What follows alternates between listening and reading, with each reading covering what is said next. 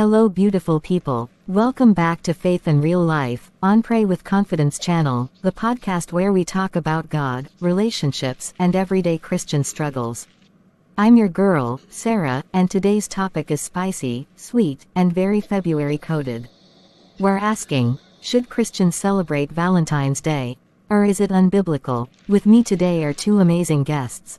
David, a Christian guy who believes Valentine is not as innocent as it looks.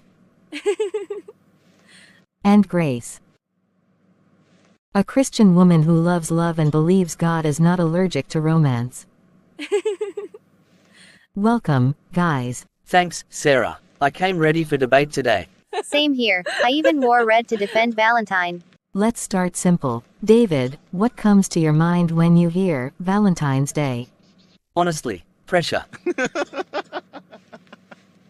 Pressure to impress, spend money, post online, and sometimes, sin. Valentine has become more about lust than love. People think it's about sex, not sacrifice. But the Bible says in 1 Corinthians 13:4-5, love is patient, love is kind, it is not self-seeking. Valentine today is often self-seeking. Grace, what do you think? I get David's point, but I think we're blaming the day instead of the choices people make on the day. Love is God's idea. 1 John 4:7 says, "Beloved, let us love one another, for love is from God." So why should Christians be scared of a day that celebrates love?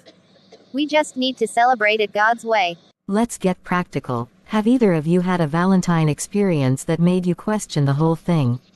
Oh yes, I once went out with friends on Valentine. We planned just dinner. Next thing, the place turned into soft music, dim lights, and temptation everywhere. One brother literally said, "Guy, if you don't fall into sin today, you're not normal." I was like, "Sir, flee youthful lusts."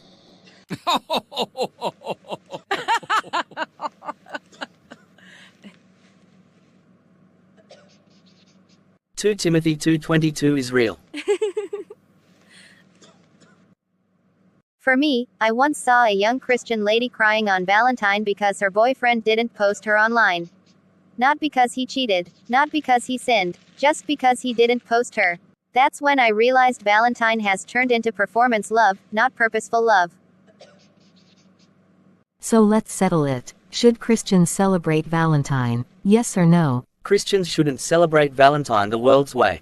If it leads you into lust, comparison, debt, or pressure, then no. Romans 12:2 says, "Do not be conformed to this world." If Valentine is pushing you away from holiness, run. I agree partly, but I'd say Christians can celebrate Valentine the God's way. Love is not sin. Romance is not sin. Gifts are not sin. But no sexual immorality, no pressure, no competition, no compromise. Valentine should look like writing kind notes, appreciating people, showing Christ-like love, not just romantic love, but family and friendship too. Okay, let's imagine Jesus on Valentine's Day. What do you think he'd do? Jesus would probably feed people, not take them to hotels. He'd show love through service, not seduction. Yes, he'd love intentionally, purely, and sacrificially. Not, what can I get? But, what can I give?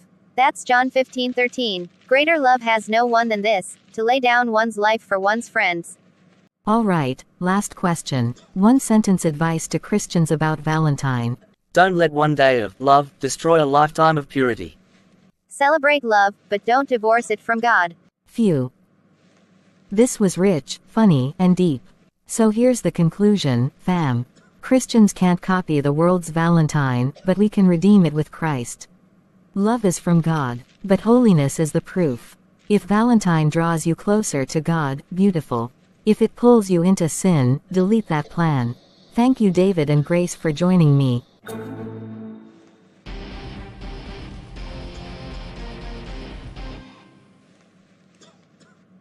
And to you listening, let love lead you, but let God define it. Don't forget to like, share, and subscribe to Faith and Real Life podcast.